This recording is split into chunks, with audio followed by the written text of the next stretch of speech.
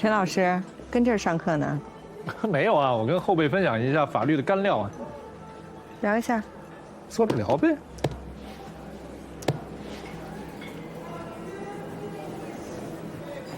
等我一下啊，冯总。哎，聊什么呀？啊，聊半辈子还是一辈子？你说了算。我聊正事儿，聊聊赵伟和焦艳玲离婚案的事。啊，我们已经起诉了，没有什么好聊的。有什么咱在法庭上见呗。我们也是这个意思，法庭上见。不过，不是也得尊重当事人的意见吗？女方的意思是说，希望再坐下来谈谈。不谈了，没有什么好谈的。陈硕，你给我拿糖是吧？谈不谈？不谈。好，法庭上见。在量诊所的。行，到时候见，走了啊。还真是公事公办啊。真，哎呦，罗律师，我之前听说，罗律师和邱律师把一个无期案打到重审，那简直就是我们心中的神话。神话，你这神话也太接地气儿了。哎，小田，哎，正好，跟你说声谢谢，谢谢你给我和秋华介绍案子啊。客气了，罗律。俩女的是挺厉害的，都是属于内心强大的人，但有点区别。秋律呢是比较隐忍、比较含蓄，但这罗律吧，看着像个刺猬似的，实际上呢内心特别善良、特别柔软，很好。不过小田，说实话啊，你这案源费是不是有点虚高了？一般这种案源费标准都是5%到10%。哎，要不我看在咱俩原来同事又同桌的份上，便宜点打个折。我做不了主，我就是个二道贩子，这案子也是别人让我介绍给你的。你还有上家呢？谁呀？陈律师。我接个电话。啊。喂，沈律师，您这么夸罗律师，您是不是有点喜欢他？表现这么明显吗？我也就是听说啊，说您来到量产所主要是因为罗律师。哦，是，我这人真是，钱串子一个，哪有钱我就去哪儿。那量诊所案源多嘛，我当然过来了，是吧？哎。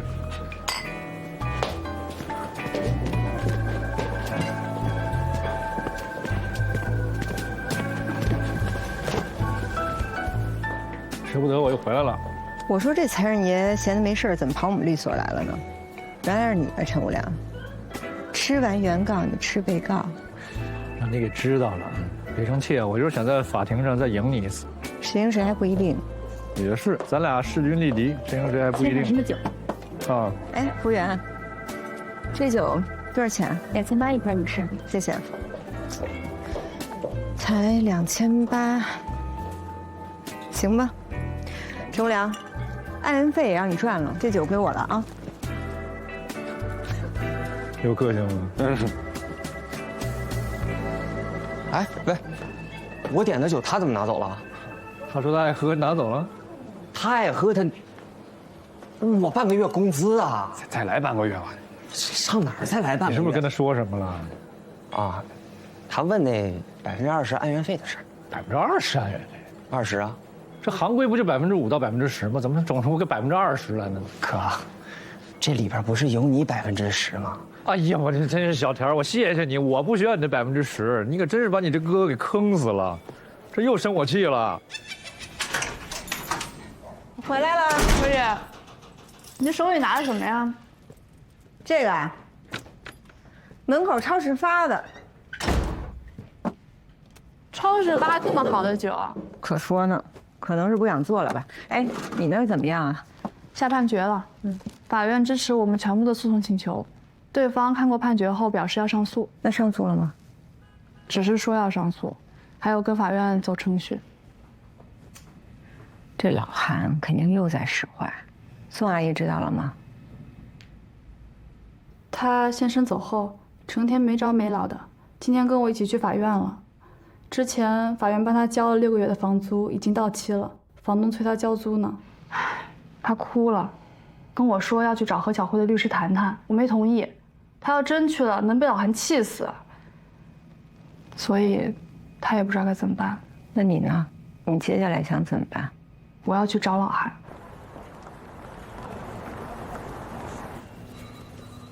赵先生，咱能不赚吗？我提个建议啊，您要求依法分割夫妻的共同财产，这有依据，没问题。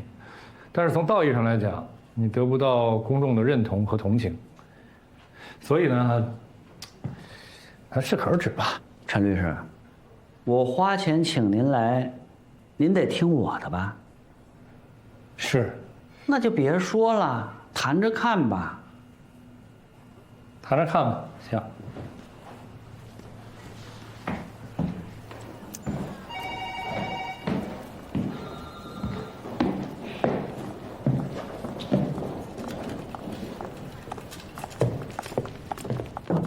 陈律师他们到了。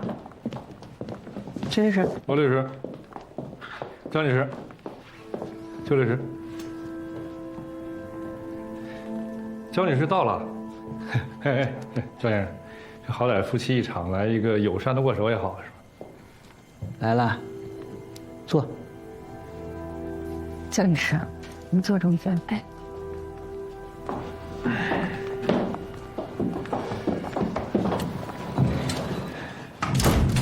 三位啊，这既然呢，你们提出了希望用一种尽量温和的方式来解决夫妻分割财产的这个问题，那我就希望我们双方真的可以做到互谦互让，合情合理的来解决问题，可以吗？谢谢陈律师。我首先要强调一下啊，其实我方呢，也就是赵先生，已经向法院提出了离婚起诉了。那我们真正应该见面的地点是在法庭上，而不是在我们律所的会议室里面。可是我们为什么同意了呢？就是因为我们想给焦女士还有赵先生他们夫妻双方都留有一些应有的体面。其实我们的要求非常简单：第一，双方分开18年了，那他们的夫妻关系实际上是名存实亡，所以要求离婚；第二，依照法律规定，要求平等的分割夫妻的共同财产。陈律师，关于你方说的这第1条离婚，我方同意。那关于这第2条，我方要严肃地指出的是，你方当事人这18年来，抛妻别子，对家庭和妻子完全不负责任，未尽一点义务。严格的来说，他已经涉嫌犯了遗弃罪，我方理应追究其刑事责任。而且他对这份家产未尽尺寸之功，要求分割是完全没有道理的。相反，赵先生应该支付他18年以来孩子的抚养费。罗律师啊，这刑事犯罪那可是太严肃的指控了，构不构成遗弃要看情节是不是非常恶劣，后果是不是非常严重，这个不用我给2位律师普法了吧？还有就是，你说你们刚一坐这儿，就给我的当事人赵伟先生扣了一个刑事的帽子，这是协商应该有的态度和方式吗？陈律师，你这话不是欺负人的吗？你明明知道焦女士这么多年辛苦成为一个企业家，她一个人含辛茹苦地把孩子拉扯养大，她的成功和她对孩子的养育，跟赵先生有什么关系？怎么没关系呢？他不是没离婚吗？没离婚就是夫妻啊，那他们的夫妻关系就是一个存续状态，我说的没错吧？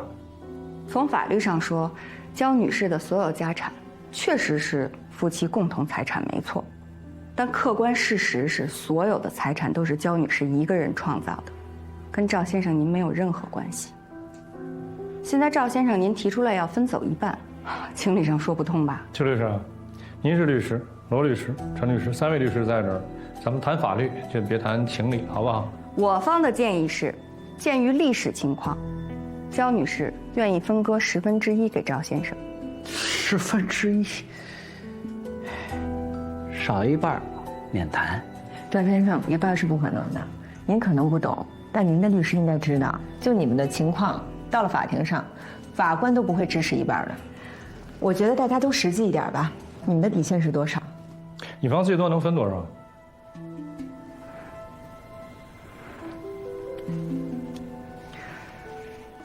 ？1/3，不能再多了。这位女士，稍等一下，我跟赵先生先单独聊一下，好吧？来，赵先生，我办公室请一下。方瑞，照顾3位女士啊。不必了，小芳，你也回避一下吧。我们也跟我们的当事人再沟通一下，好吧？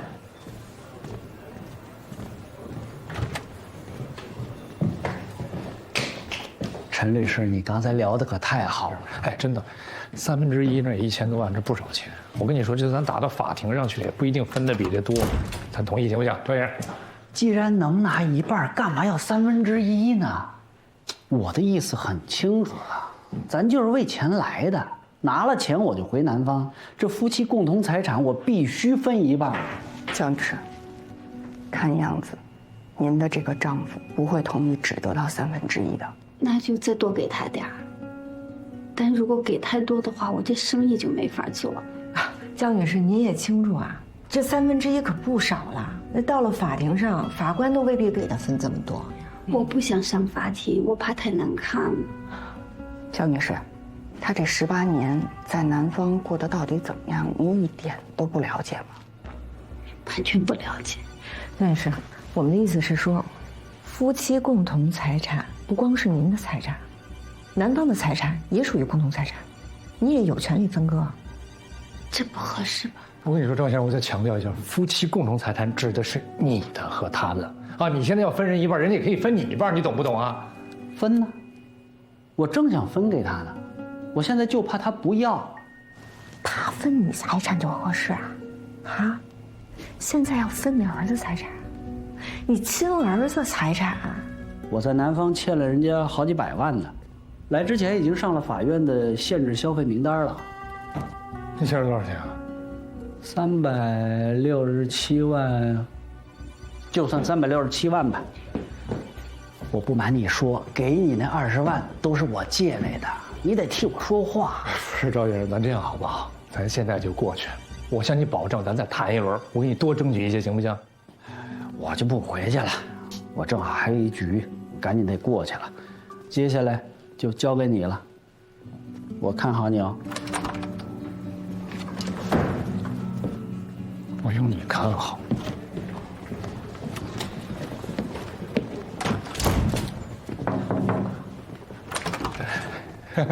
不好意思啊，3位久等了。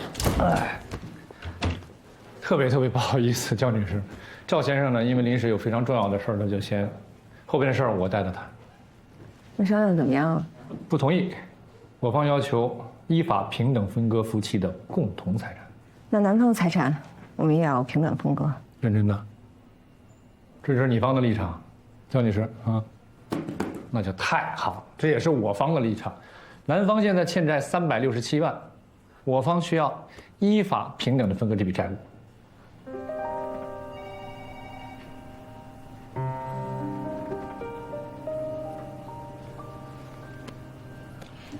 好，那咱们就法庭上见。不好意思啊，焦女士，今天特地让你过来一趟，抱歉。再见，罗律师。再见，邱律师。焦女士，这就是心软的结果。之前要你的家产，今天又让你给他还债，这指不定明天还能干出什么事儿来。焦女士，下次可不能心软了啊。所以呢，夏律师，您找哪位？找韩之通。过去了，有点事。韩主任，夏律师去找。没事，让他来。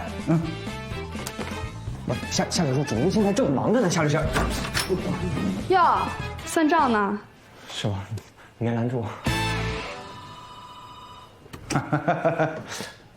有事啊？韩律师，1审判决下来了，你们既然已经表示要上诉，就不要再拖了吧。哎呀，你们律所的人是不是火气都这么大呀？女孩子火气大了容易长痘痘，要不然我给你介绍个老中医去火。我说的已经很清楚了，请你的当事人马上上诉。法院判谁，你找谁去啊？我哪知道人被告愿不愿意上诉？你找我干什么呀？来，咱就别进去了，已经进去一个了。不是，那我们得看看是发生什么事情了呀？哎呀，夏律师啊，你看你们才离开了多长时间呀？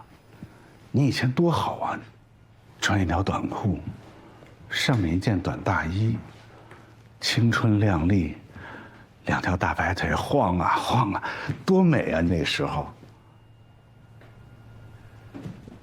走了。韩之通，你不要脸！你干什么？你什么你啊？你职场里性骚扰，法庭上耍无赖，成天抱个计算机算账。回头我给你买个算盘，算死你得了。小刘打电话叫保安，把他给我轰出去。你敢打？叫啊叫，大声的叫啊！自己富的流油，员工穷的挂相，你以为谁想搭理你啊？想把我当事人拖死？你不配当律师！你个罪犯的女儿，你还有脸说我？你现在就是个泼妇，你们应该一块去坐牢。我告你诽谤！你早就接了委托，权限里也有代收法律文书，可是你偏偏要拖着不接一审传票，把我当事人丈夫活活拖死。我告诉你，你再不上诉，我现在就去律协司法局告你。判决书好好研究研究，要不上诉，要么赔钱。在。看个屁呀！回去生孩子去你！哎，再说，你小嘴叭叭叭叭的挺好用啊，刮目相看。对付老韩这种无赖，就得使无赖的招。说得对，哎呀，这下属你太厉害了，啪这么一拽，弄得韩律师抱头鼠窜。我说你们英华所的女的真的啊，一个比一个彪悍啊。陈无良，你闭嘴吧啊！就你和你当事人今天那副无耻的嘴脸，将来咱免不了在法庭上见。到时候我也把传票摔你脸上。你摔的话，我可能把脸凑过去。啊，还有啊，回去跟那焦女士说一下，我们坚持的是平等分割财产啊。阳城所的男的嘴就是够欠。哎，还无良。这件事情还是没有彻底解决呀。他们倒是上诉了，但是走完二审程序再走执行，继续拖个1年半载也有可能。但是宋阿姨拖不起了，她没地方住了。对，这个案子咱把能赔的钱都赔了，能跑的腿也都跑了。现在还有一件事要做，小叔，这个是周老板给的资料，你拿着它去找那些曾经在何小慧公司借过钱的客户。找他们干什么呀？了解他公司经营的情况，掌握他的违法信息。这个案子，就算最后咱们真赢了，但是那部分没有证据支持的钱也要不回来，更别提他这几年拿着宋阿姨的钱到处放贷，早就赚得盆满钵满。咱们要先拿到他违法经营的信息。是你给我打的电话吗？啊，孙先生是吗？是我。然后用坐牢逼他们就范。他们一旦真怕了，那宋阿姨的钱就能拿回来了。您曾经在盛茂信贷公司借过一笔款是吗？借过，就是这笔款把我给压垮的。至于其他人的钱，我们就想办法吧，迟早把何小慧两口子剥夺得一干二净。是这样的，我们正在找盛茂信贷公司的受害者，您是我们找到的第一个。您愿不愿意把当时详细的情况告诉我，以便我们掌握更充分的证据，将来让他们受到法律的制裁？愿意，愿意，愿意。这是我的那个验伤报告，我胳膊现在还疼着呢。您再看一下，这是他们发给我的那个恐吓短信。我当时就是为了买房子才找他们借了一笔，没想到越欠越多。后来我被公司给辞了，现在只能靠送外卖混口饭吃，一单我就挣几块钱，我拿什么还？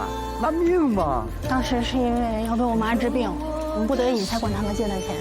前阵子他们还来医院闹，还打了我们。哎，对了，那个夏律师，就是那天他们在医院打人的时候，我女儿都给录下来了。那你看对你们有用没有？当然有用啦！我们现在已经联系了10个受害人了，除了文字资料，视频证据对我们起诉也很有帮助的。那阿姨，你愿意起诉吗？我当然要起诉他了。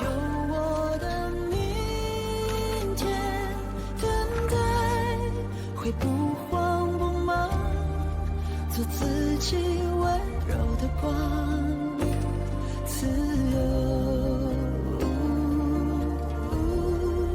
飘荡。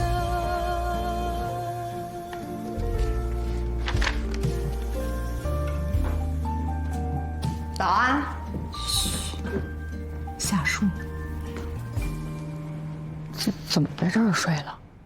这几天联系受害人，没好好休息，昨儿都没回我那儿住。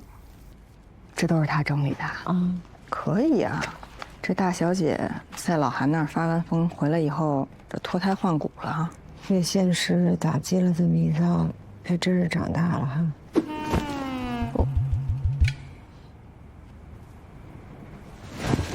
吓我一跳。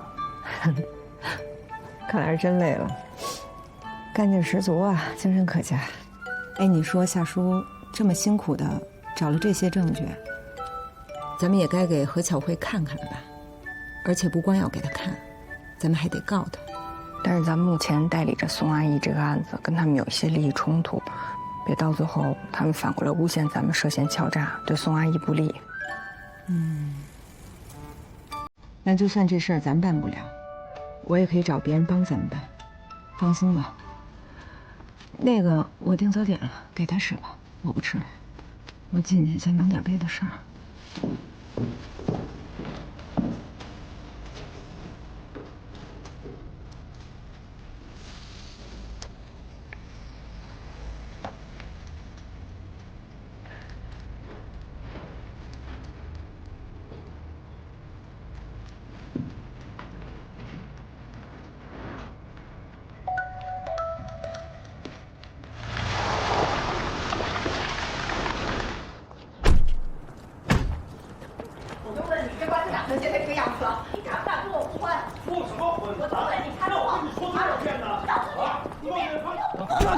你给我玩真的是不是啊？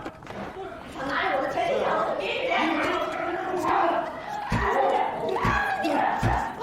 拿着我的钱！一个就是真的，你当我跟人演习的啊？我早就跟你破够了。赶紧走！我跟你说，你打野别去！你们俩怎么来了？何巧慧，判决书已经送到了，我们是来通知你的，我们将会控告你。控告我？我还上诉呢，随便你们告啊！我就去拖，我们就拖这老东西。我们当然知道你们是不会还钱的。这是你们经营的小贷公司这些年来所有涉嫌违法犯罪的证据。我们还集合了10几位受害者，集体提出刑事控告。你们不还钱没关系，反正到时候1分钱也不会是你们的。你不要胡说八道，我公司一点问题都没有。哎，那个两位啊，这个公司是他的，跟我一点关系没有。你们要有事儿，你就找他啊。那个，你要干嘛？你想走啊？等等。何小慧，我给你2个选择，要不然把宋阿姨的钱还上，要不然我们就告你，还有你周大敏。你别以为把公司转移到何小慧的名下，你就能脱得了关系。我们也掌握了你参与公司经营和非法暴力催债的证据，这个看看吧，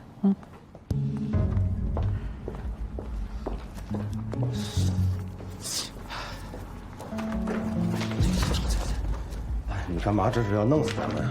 啊，何巧慧，我早就跟你说了，让你别接这么猛，别接那么多，你就是不听，你就是贪，你知道吗？别跟我废话了你，周大明，你还是人吗？我做这些事情不都是为了你？房子是你要的，全给你买的，手表、皮带，你哪一样少了你？还有那小妖精那些包，你别跟我废话。现在是他们要起诉咱们俩啊，跟那个妖精什么那个妖精，跟那女的没关系。我就问你，现在咱们俩怎么办啊？真要一块吃饱饭去吗？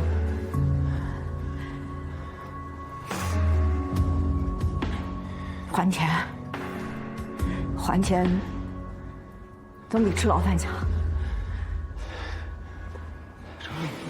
谢谢，客气。来，老正义，主动约我罕见啊！哎，别得了便宜卖乖啊！我问你，何巧慧和周大民假离婚，这主意是不是你出的？这夫妻2个离婚，这要有真假吗？肯定是真的呀。这案子不是我代理，老薛嘛，主意都是老薛出的。这老哥有多坏，你不清楚吗？我这儿有一案子，接不接？哪有我陈武良不接的活？给我按原费，行规5%到10%，我给你10%。哟，你这是挺明白的呀，那怎么敢管我要20%呢？我是吗？按原费20%。我再说一遍啊，上次多那10%不是我拿的，小条自己密了。我信你个鬼！这10几个受害人和宋阿姨一样，都是被这何巧慧2口子给搞得倾家荡产了。有一些呢是把房子给赔光了，还有一些是把家里老人看病的钱都给赔进去了，在医院等死。我们不是已经代理了宋阿姨的案子吗？所以直接代理这些受害人提起刑事控告，就不太方便。不过你可以，只要你能让老韩豁免梁成锁的利益冲突。说实话啊，这周德民跟这个何小慧，真不是东西，坑人啊！说到老韩，小意思呀，你就直说吧，这案子想怎么打？下狠手，别留情。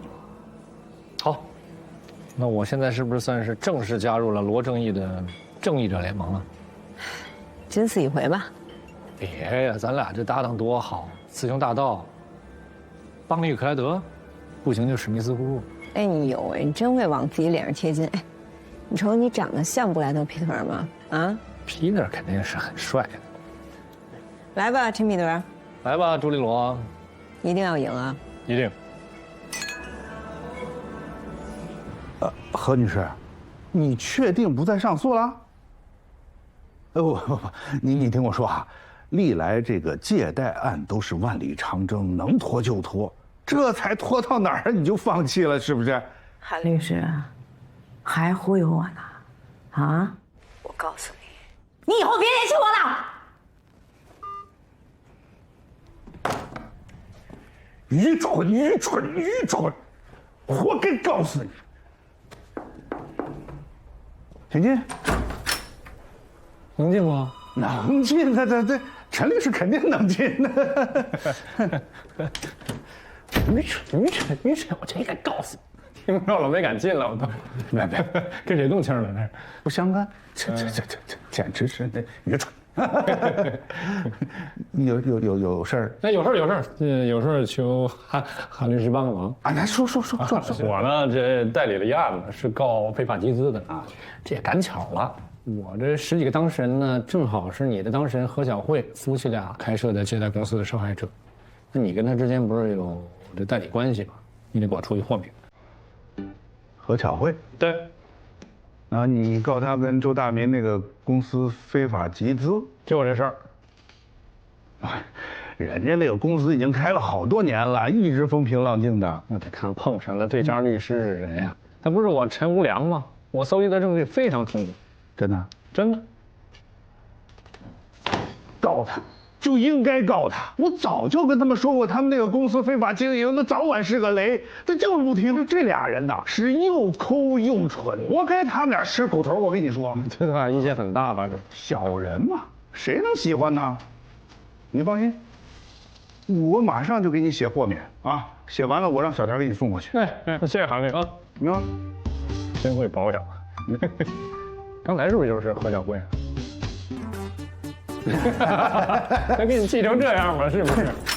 走了，韩律啊，谢谢。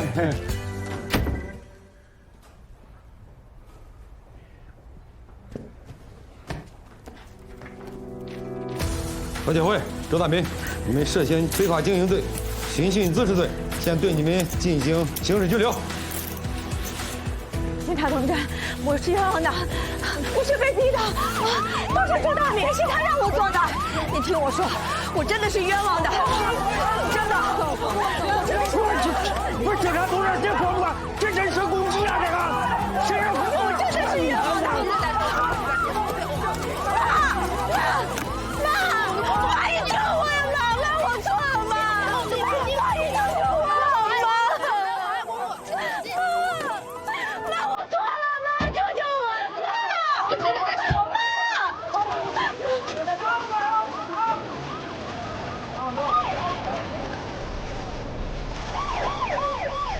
方姨，哎，你好，你好，不能再心软了，给他抓起来，这是最好的。对，怎么样？周立国，这段时间还可以啊，那这又赢了一单，你那20%随时转你账上啊。嘚瑟！你做什么？起开！您说的不嘚瑟。张阿姨，走吧。走。嘿。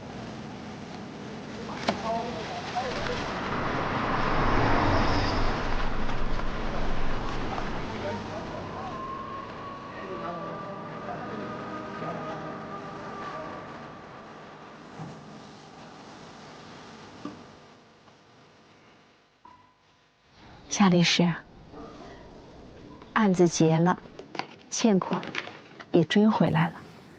我欠您的钱，还给您。既然您还给我，我也就不退了。苏阿姨，法院给您租的这套房子之前破例续了一次，也快到期了吧？之后您去哪儿住呢？我不知道。不瞒你们说，昨天我偷偷的回了一次过去的小区，看见我原来住的那个房子里，住了一家3口，很温馨。您现在钱也回来了，你要是想再搬回原来的小区，其实也是可以的。家生不在了，我再搬回去，没意思。宋阿姨，这官司赢了，怎么也没见您高兴呢？赢了吗？当然赢了。我怎么觉得我输了呢？你看，我家没了，先生没了，房子没了，我甚至觉得我的生活都没有了。就算是把钱都追回来，没有意义。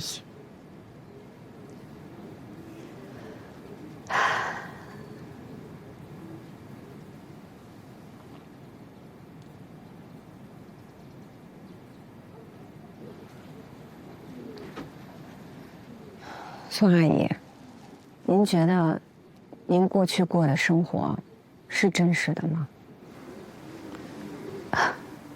什么意思啊？我没有听懂。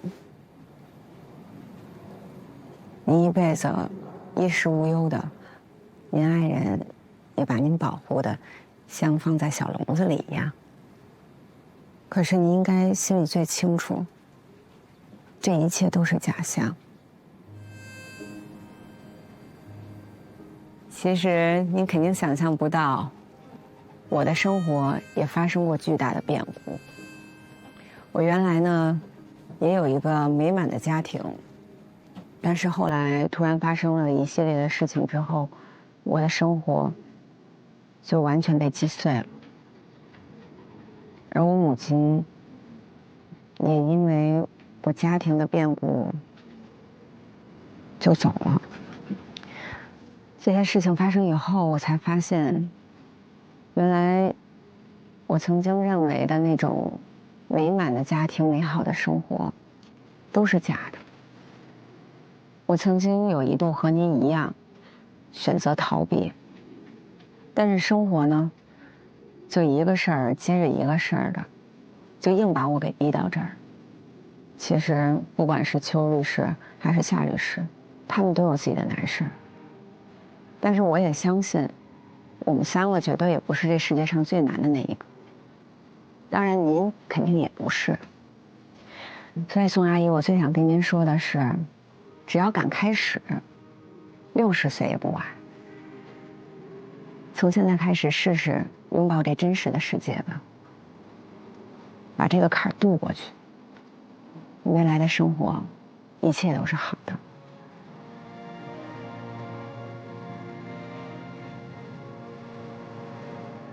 我会听你们的话的。谢谢，谢谢你们。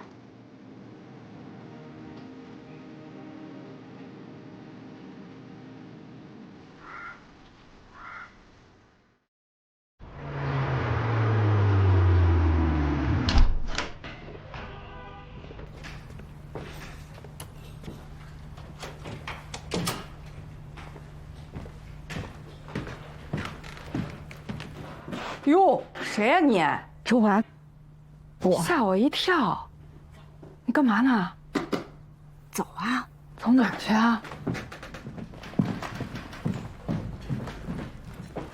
什么呀？你自己看，什么东西啊？哟，你从哪儿弄这么多现金啊？不怕招贼啊？啊？孙阿姨这单，咱挣了400多万。服务器律所的运营费，剩下就咱仨分，直接转账就行了。你弄这么多现金干嘛呀 ？No， 啊！我告诉你，这可是我冒着患结节的风险和老韩、何小慧这样的衰人过招赚来的血汗钱。只有真金白银，才能一解我这一身的晦气。但只要是转账的话，那就是你短信里最不起眼的一行。但是还有现金，那就是咱双手怎么也抓不过来，那厚厚的一沓又一沓，特爽，快来摸摸，特有成就感，快！怎么样吧？舒服不舒服吧？舒服，舒服就得溜。哎，你换成一毛一毛的，你换成钢镚更舒服，更有成就感。你哪有打岔的啊？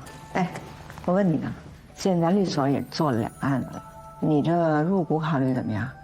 入股的事情啊，你等我回来再说啊！我得赶紧去找焦女士了，人家刚才给我打电话，要求提前见面，我得赶紧去跟她谈。一说这事儿你就给我扯远了，你等我回来你再说。你把门锁好了啊！你给我反锁一道吧，好吧？好。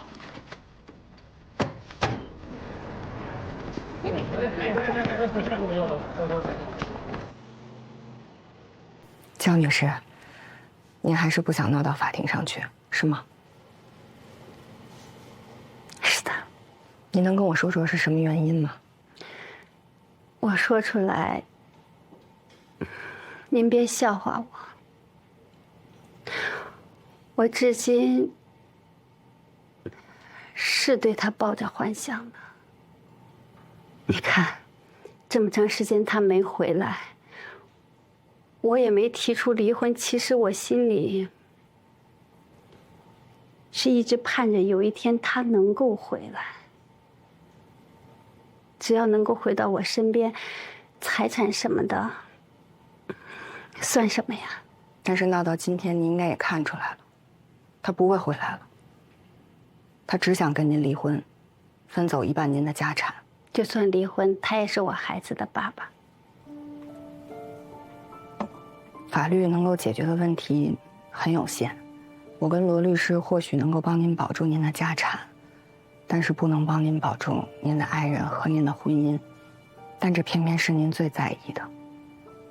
我其实特别理解您，但是从专业的角度上讲，还是希望您能考虑一下我们的建议。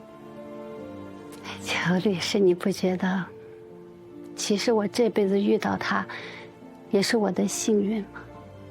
我有残疾，从小没人关心和在意我，我自卑的一直不敢见人的，但是遇到了他，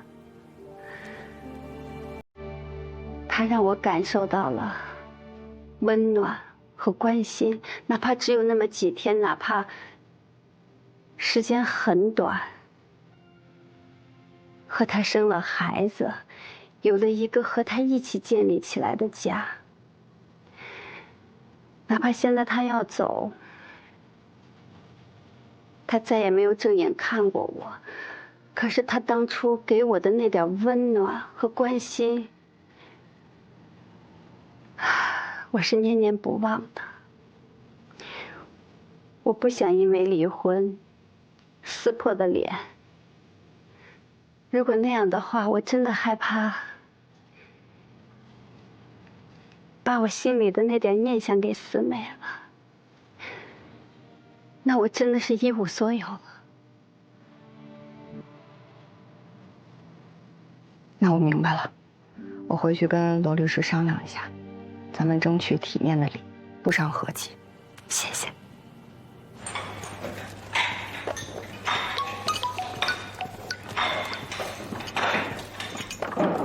喂，您好，哪位？邱女士您好，我是远方律所的 HR 小白。您的面试已经通过了，现在有时间沟通一下 offer 吗？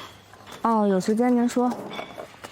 之前您提出的待遇要求，我们业务和人事方面都没有异议，只要您愿意来，我们可以在您提出的基础上加薪15%。女士，您这张卡上余额4万元。那您再帮我看一下这张卡里面有多少钱？显示余额8万2千元。不好意思，稍等一下啊。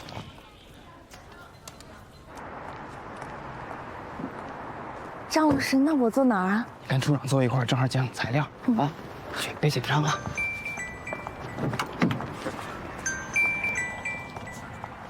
喂，秋华，怎么了？哎，圈圈，我有点急事，我想用一下咱们未来资金里的那笔钱，我想跟你商量一下，可以吗？圈圈，快走吧。哎，好，处长，行，没问题，你随便用啊。密码是你生日，我有事不说了啊。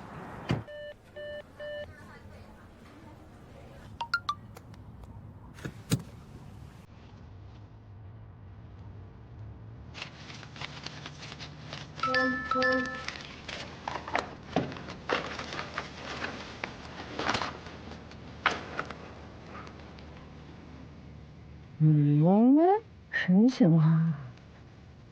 那秋华和张全怎么都给我转账呢？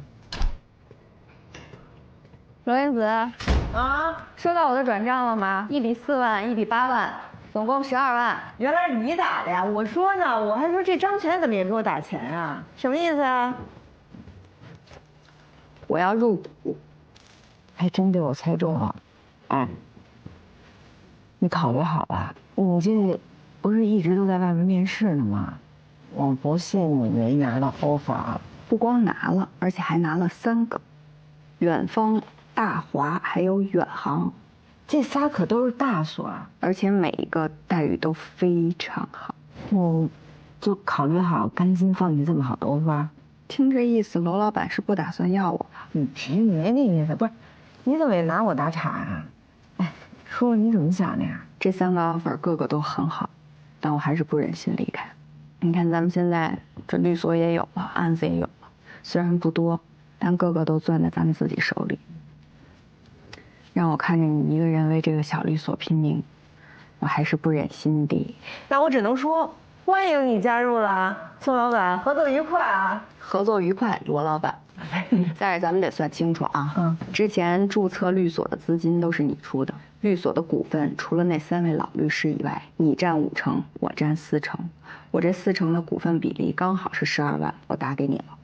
之前宋阿姨这个案子的分红，你也要按照股份分给我。没问题，我这13万2都给你准备好了。其实你都不用给我打那12万，你从里面扣不就得了吗？一码归一码，我得先入股，你再给我分红。行，邱老板做生意明明白白啊！哎，这分红也有了，是不是也不再怕说占人张全家便宜了？我跟你说实话吧，其实今天我给你打的这些钱，大部分都是全卡上的。这是我们2个给孩子存的未来资金，那都是全的存款。唉，我这之前许建设的案子不是没挣到钱吗？我到现在1分钱还没往卡里存过呢。今天这是为了入股，所以我提前预支的。但是要我说哈，你们俩都已经是夫妻了，怎么还老你的我的呢？他既然把这卡交给你保管了，那你用起来也是名正言顺的呀。我读惯了，我不想欠别人的，那我就先拿着了。你拿着，我回去还得还给他，我还没来得及跟他解释。哎，数数啊，数清楚。嗨，咱俩之间就不用数了。别，心兄弟明算账，好好数数，听听钱的声音。哎，今儿是个好日子啊，我订一个餐厅吧，到时候咱叫着夏叔一起吃顿好的，好不好？哎，夏叔呢？他去陪宋阿姨去了，他觉得宋阿姨独自一人没人照顾，就说陪她去看看养老院。公子，这次宋阿姨的案子，夏叔的贡献是最大的，咱们应该多给人家孩子分点儿。之前是我看轻他了，对他说的话也都挺重的，但是人家孩子也没记恨我。所以今天这顿我请。觉悟提高了啊，但是我话也得说清楚了，既然是你请客，那得就是你掏钱，别你请客又我掏钱，好吗？行，有钱。行，这一点就够了。用不了这些个。你放心吧，夏叔那份钱啊，我早就算好了。这次呢，咱们多分人夏叔5万。行，我觉得你觉得对。那行，那我先去把这钱收起来。我一会儿回来再跟你说那个焦女士的事儿啊。好，数数啊，我数完了。没事，你背着我再数一遍。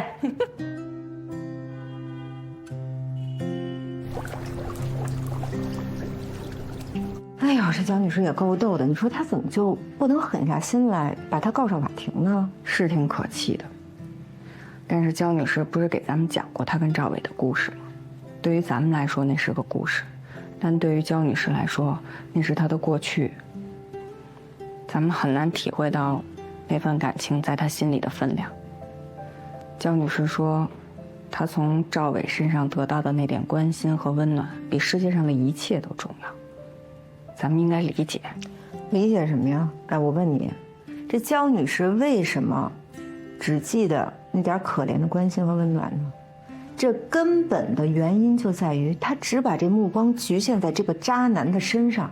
但是每个人的情感经历是不同的，咱们不能替他们做判断。道理我都懂，但是他这样一味的退让下去，咱们怎么又能坚持立场跟对方谈判呢？咱们是律师，要按照委托人的意愿行事。反正你看着吧啊，这后面指不定多少麻烦事儿。那天你也听到了，这赵伟可是欠了一屁股债跑回来的。反正他弱他的家产也不是我的，我也心疼不着人家，我就怕呀，最后他是把钱给赵伟了，自己的体面也没保住。焦女士，哎，焦女士，邱律师，我接到广东那边一个法院的电话，说赵伟在外边欠了367万。他被人给告了，然后呢，法院现在判他还钱，他不还，他被列到那个失信人名单了。他呢，把我的信息提供给了那边的法院，那边的法院给我打电话说，我的财产属于夫妻共同财产，要用来偿还他在外边欠的那些欠款。我刚才去查了一下，我银行账户已经被封停了。焦女士，您先别着急啊。赵伟以个人名义对外举债，金额明显超出了你们日常家庭生活的需要，而且这笔钱并没有用于你们夫妻共同的生活或者经营，所以我认为这个钱并不能认定为你们夫妻共同的债务。我们马上跟法院联系，同时提出执行异议。哎，焦女士，我是罗律师啊。之前呢，我跟邱律师也都跟您说过，就是提醒过您，绝对不能对他心软。这回怎么着？您是不是消除了对他一切的幻想了？我们都特别理解您对他的旧情难忘，但是他现在，您在他心目中那就是个提款机。您要是不为自己想呢，您也为您自己的事业着想一下，好吗？为您自己孩子想想。您辛辛苦苦的挣下这份家业，可不是来供养这种渣男用的。焦女士，我刚刚也正在跟罗律师讨论这件事情，我也认为。只有从感情上彻底跟他切断联系，您和孩子才能开始新的生活。这种男人是不值得您姑息的。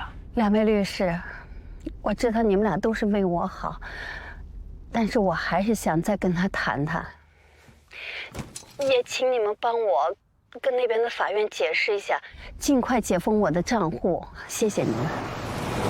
那我赶紧去跟对方法院联系吧，解决一下这个账户的事情。你赶紧跟陈硕打电话约一下谈判的时间。哎，你说他这么大一个老板，他怎么就明白不过来事儿呢？他罗律师专业一点，赶紧给陈硕打电话。罗正义啊，最近联系的有点频繁了啊，你是对我有什么想法吗？陈无良，妄想是种病，得治。还有陈硕。你维护你当事人的利益，那没错，但是你为虎作伥，那就不是东西了。我怎么了？你怎么了？你当事人是失信人，他现在把我的当事人的信息提交给他们那边法院了，我当事人的银行账户已经被封了。什么啊？你别说你不知道啊！不是你成天给你当事人出这种馊主意，你不怕给自己折寿啊？罗正义，我强调2点啊：一，我没干过这种事儿，我也没让他干过这事儿。2，咱能不能专业一点啊？不要每次一遇到什么当事人不利的局面，你就把责任推到我这儿来，让我担这个责，行不行？呸！信你个鬼！我都说不就，行，不说了啊。你骂也骂完，损也损完了，还有没有正事儿说？再约个时间谈判一次。你看这说来说去，不还是得谈吗？你呢，要告诉你的当事人做好让步的准备。还有就是，乙方没有让我方满意的条件，我方绝不退让半步。挂了，给我先挂一次。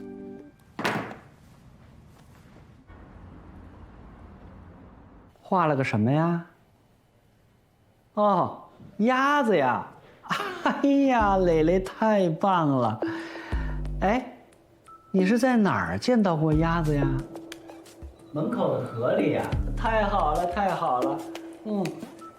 跟老师说了吗？老师表扬你。还有一孩子。我可高兴了。我还有几天吧，不着急啊。等我回来给你买玩具，给你买个车。聊什么呢？这么开心？哎，生意上的事儿。最近到了一批新车。哎，急匆匆的给我叫过来，什么事儿啊？对，麻烦你了，还得特地过来一下。这找您呢，肯定是有正事儿啊。我问一下啊，您这是不是把这焦女士的一些信息啊提供给了你们这边的法院呢？她现在账户已经被冻结了，你们那边法院呢要执行她的财产。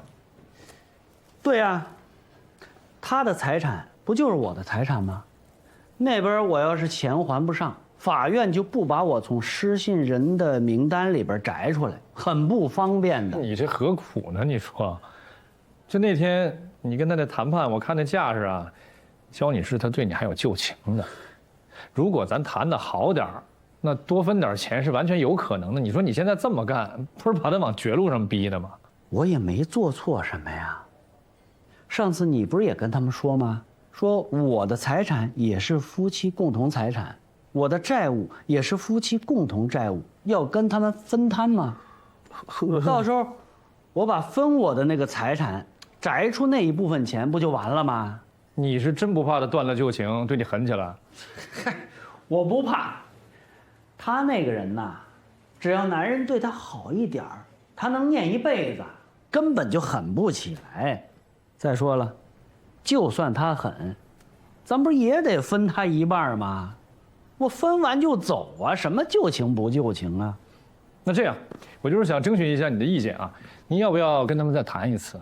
这还有什么可谈的呀？账户被冻结了，你拿不到钱，你跟他尽快把该谈的全都谈好了，谈完了，你就能快点拿到钱。这钱您要不要？行行行，谈吧。真够麻烦的，哎，我等你消息。谢谢你。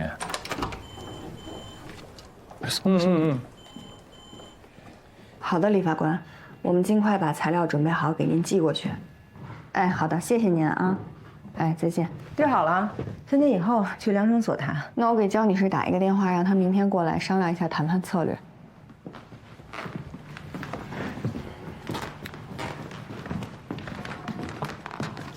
哎，你先别打了，挂了挂了。怎么了？我觉得咱们忽略了一个重点。忽略什么？你说他这18年来在南方怎么过的？就以他这种臭德行，我不相信这18年来他独自一个人过。你是说，咱们对他在外面的行为了解太少了？哎，如果是单纯的离家出走，那财产分割的影响咱不好估量。但如果是离家的同时，他还存在某种其他行为，那可就两说了。对，有道理。那起诉书上应该有他的地址。那这样，你跟焦女士去谈判，我跑一趟南方。你一个人能行吗？能行啊。那咱们用不用跟焦女士说一声啊？不，别，咱们调查是赵伟，不是焦女士，这事还是保持低调。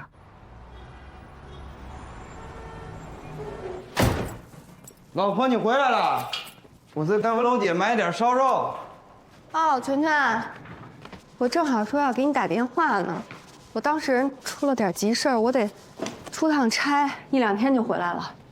你这收拾东西就要走啊？哦，你这出差怎么不跟我说一声提前？我这也是临时刚决定的，事发突然，哎，我得赶紧走，好不容易抢到一张机票，我要再不走就赶不上值机了。包，啊，我先走了，对不起啊，自从咱们俩结婚，我这天天忙，我对家的照顾太少了。你等我忙完这段时间，我就跟所里请假，然后咱们俩就去度蜜月，好不好？那我先走了啊。小华，你坐这儿，我有话跟你说。你把那钱取走了，出什么事儿了？哦，我今天正式入股樱花所当合伙人了，所以我就把钱都划走了。8万块钱，我看卡里就还剩2000。今天罗云子希望我能入股，我同意了，但我当时卡上没有那么多钱，我就把你卡上的钱划走，先借用了一下。哦，我今天分红了，我把钱放在这个床头柜里了，都锁好了，我还想着回来跟你说呢。你看，钱都在这儿了，这些钱补你卡上的亏空足够了，然后多出来的部分你也都存上吧。我不是说这钱的事儿，我就想知道你为什么什么事都不跟我说呀？你律所辞退的事儿你不说，我这刚知道你又当什么合伙人，你也不跟我说，就是在你的人生规划里是不是没有我呀？全全，你可能误会了。我今天想跟你说来着，我不是给你打电话了吗？但你当时在忙，然后又挂得特别快，我就没来得及跟你说清楚。当初我们律所的注册资金是罗云子一个人负担的，他同意我在所里工作，又同意我出去找别的工作，现在又让我享受入股分红，所以我不想再拖延了，多拖1秒不给钱，我心里都别扭。还有，之前你给我的卡，这卡上的钱都是你辛辛苦苦存的，我今天也没跟你说清楚就把它划走了，是我不对。我觉得卡要不以后还是放在你那儿吧。秋华，你知道我不是这个意思。我想说，这个钱是咱俩给孩子留的，是给孩子留的呀。你看我今天这不是挣钱了吗？多出来的部分也是我给孩子存的，你就一并都存到你卡上就行了。这卡还是你留着。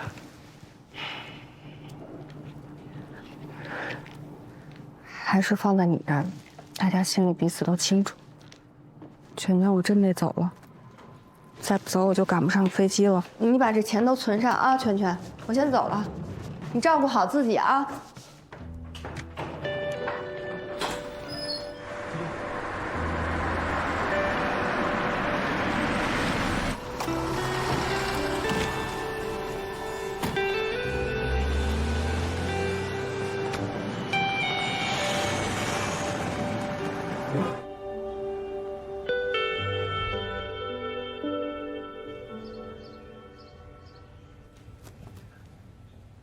哎，陈律师，就这2个案子是吧？对。您接这么多案子是在找什么吗？找灵感，找经验呢。你是不知道，看老律师办的案子，受益匪浅。行，您签个字。好。好了，谢谢明辉啊，您慢走啊，陈律师。走了啊。他除了办案子，就是在看其他人办过的案卷。我趁他不注意的时候翻了翻，几乎都是合伙人办过的案子。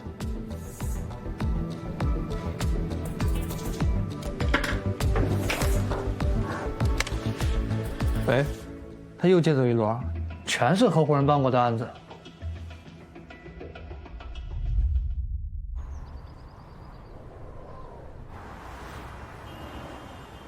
那你这航班什么时候到京北啊？下午，具体时间我已经发给夏叔了。英子，你就踏踏实实的跟他们谈，他们赢不了。邱律师是去广东了？对，他那个就是您的银行账户的事儿，让他去法院那边去沟通一下。真是辛苦你们。哎，没事，应该的。罗律师，你还没结婚吧？我结过，离了。你也是受害者？怎么说呢？反正结果就是我把对方送进了监狱。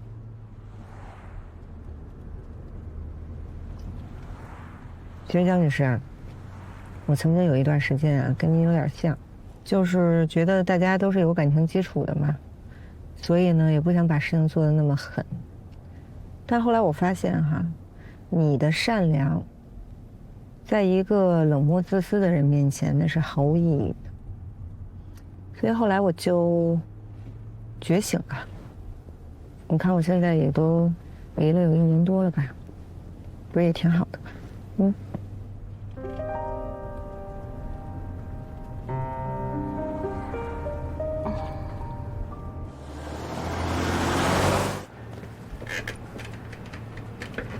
还能转起来，真是心大呀！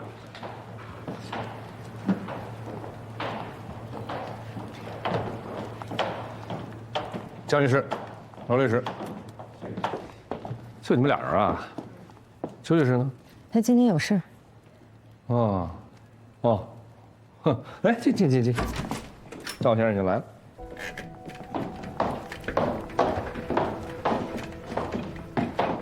咱别转了，行不行，赵先生？啊，这都来了。大为，你说你为什么呀？你想分我的钱没问题的，你说你把你那些糟心的债务你也给扯进来，你不合适吧？什么叫不合适啊？咱俩现在还是夫妻，对吧？我把你的信息提供给那边，这有什么不合适的呀？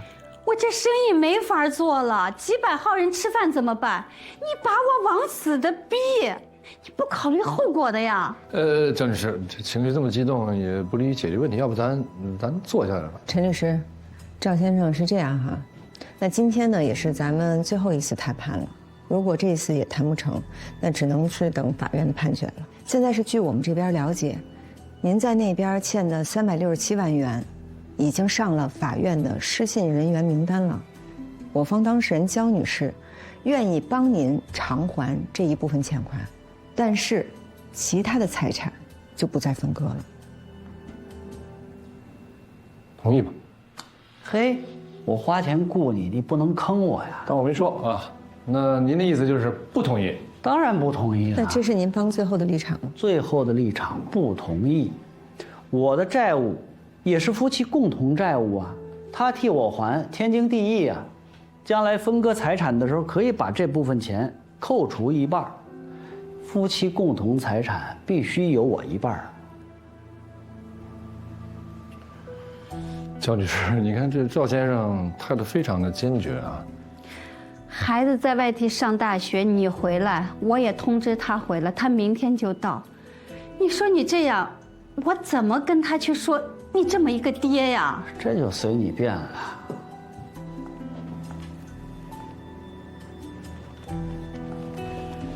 那行吧，咱就法庭上见。不好意思，焦女士，就让你白跑一趟。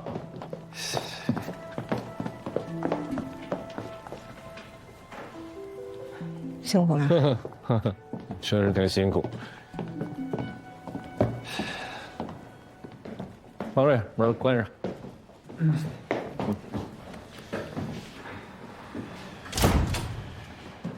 刚刚呢，你也听到了，对方的罗律师说了，今天呢是最后一次谈判。那么焦女士在离开的时候呢，态度也非常的坚决，你也看到了。那作为你的律师呢，我现在能给你的建议就是，你最好接受上次谈判的时候他们给开出的条件，也就是接受1/3的财产。当然了，你放心啊，我一定很努力的跟你去谈这367万的债务啊，让他们负担，行不行？我还是那句话，我能分一半，我为什么要拿1/3呢？你到底哪头的？你有毛病！你才有毛病呢！你外边有老婆孩子吧？有没有？什么？你别给我装！3天前就在那屋给我打电话呢吗？跟外边孩子通电话呢吗？男孩对不对？你说何苦呢？你偏得让我戳穿你吗？是不是？陈律师，我又不是和尚，18年你让我一个人过呀。再说了，从法律上说，我跟他现在还是夫妻，对吧？那就是一个搭帮过日子的人，跟这事儿没关系。有关系，你重婚了，你犯了重婚罪，很严重的指控，你要负责的，知道吗？你心是真大，赵先生，咱成熟点行不行啊？我问你现在啊，我最后提那个建议，你接受不接受？甭问了，不接受。那就没办法了，赵先生，咱解除协议吧。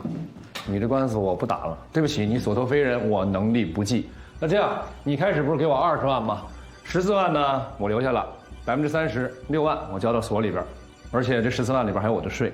那你看这样好不好？如果你接受的话，这14万咱切一半，我还你7万，我那部分的税我自己认了，行不行？你要解除，那咱就全款退回，1分钱都不能少。可以，我认赔，行不行？但我有一个条件啊。什么条件？我告诉你，再回来找我代理你案子的时候，我跟你说起步费50万起。中国又不是就你一个律师，慢说我不再打官司了，就算再打官司，我也不一定非得找你呀。我谢谢你了，方瑞，带赵先生办手续，解除协议。隔壁屋来，慢走，不动。我就看你还能牛多久。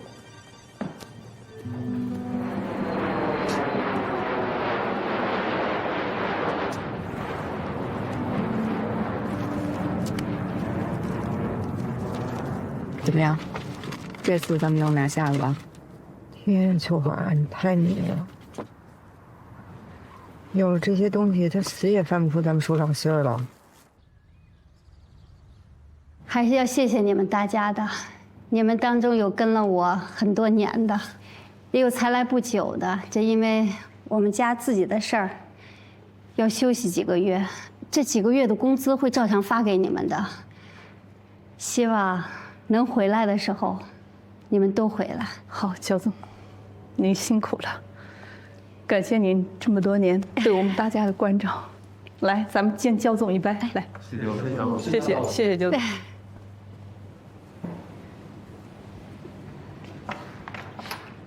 坐下吃吧。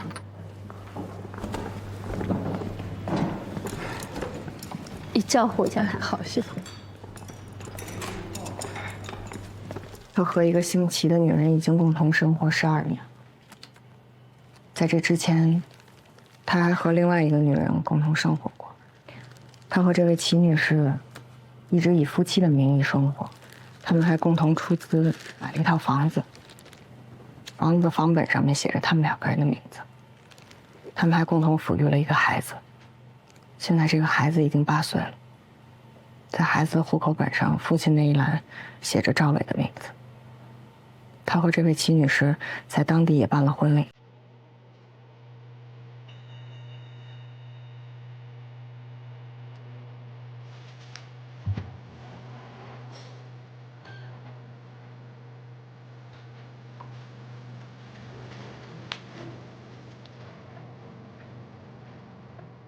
江女士，现在您可以有2种选择，那一种呢就是您继续和对方打离婚官司。他离家18年，在这18年当中，无论是对家庭、孩子，还是您这个妻子，他都没有尽到任何的义务。我们会把这一切都一一跟法官那里说明，法官应该会倾向于您。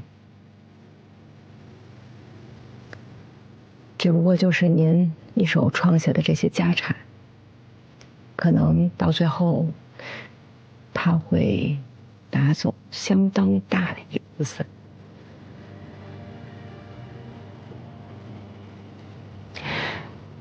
第2种，您告他重婚，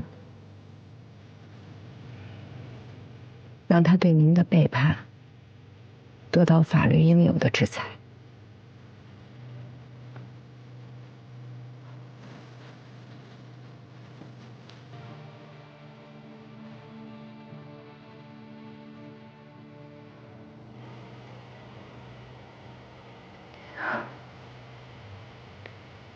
给我点时间，让我想想。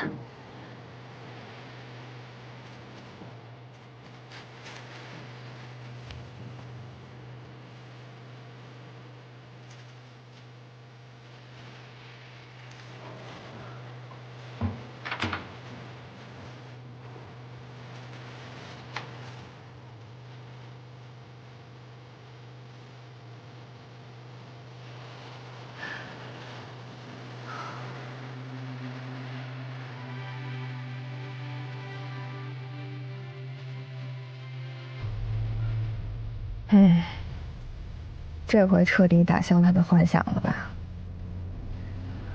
有时候我觉得咱们女人哈，真是情感动物。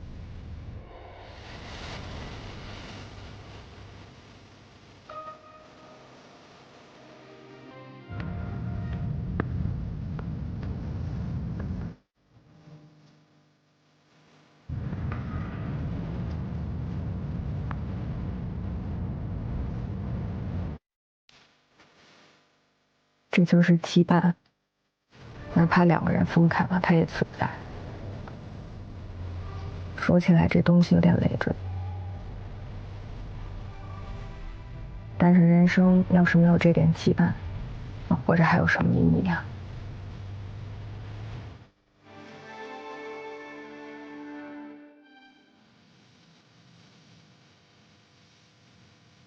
燕玲，我回来离婚了。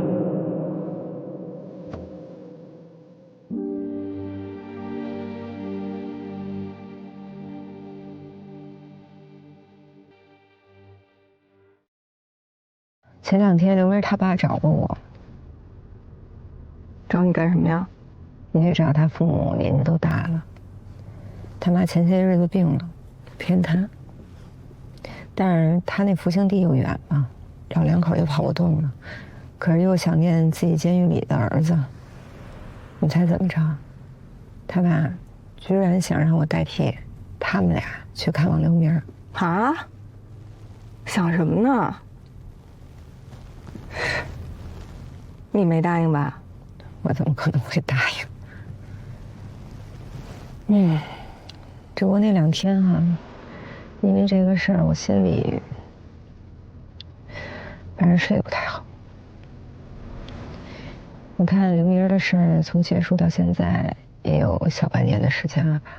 虽然我们俩已经形同陌路了，可是因为这件事儿，我对刘明这人，他突然觉得有点可怜。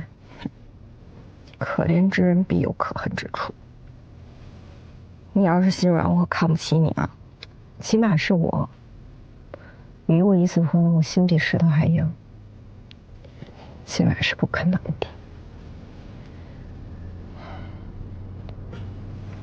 只不过，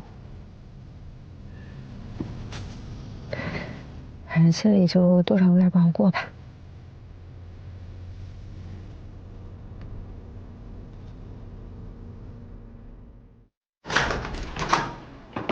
我回来啦。喂，圈圈，我出差回来了，你怎么还没在家呀？这都几点了？秋华，我有点不太舒服，在医院呢。啊？哎呦天！圈圈，圈圈，你怎么病了呢？没事吧？还好没发烧。不是不让你来了吗？你都生病了，我怎么可能不来啊？那大夫说什么病？大夫说没什么病，我就是现在有点浑身没劲儿，有点想吐，没事儿。没事儿，谁来打点滴呀？我就是看你不在家，胡乱吃点东西，喝点酒，然后胃不舒服，上吐下泻。你说你怎么不会照顾自己呢？啊？怎么了？怎么了？怎么了？不要吐，你去喝口水。哎呀，你别说我了，一阵儿一阵儿。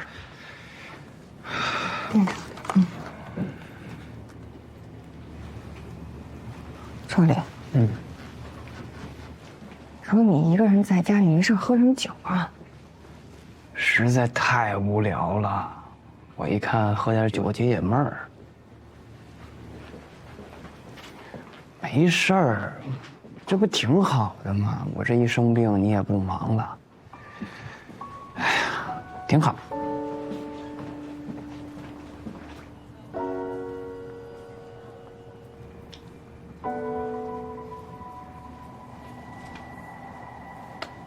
圈圈，对不起，我就天天忙工作，也没顾上你。打从咱俩结婚，就说回老家办酒席，到现在也没办。去度蜜月，说了半天也没去。看电影也没看，约会也没约，都是我不好。好好的日子让我给过成这样。我答应你，等我忙完这段时间，你就去，好不好？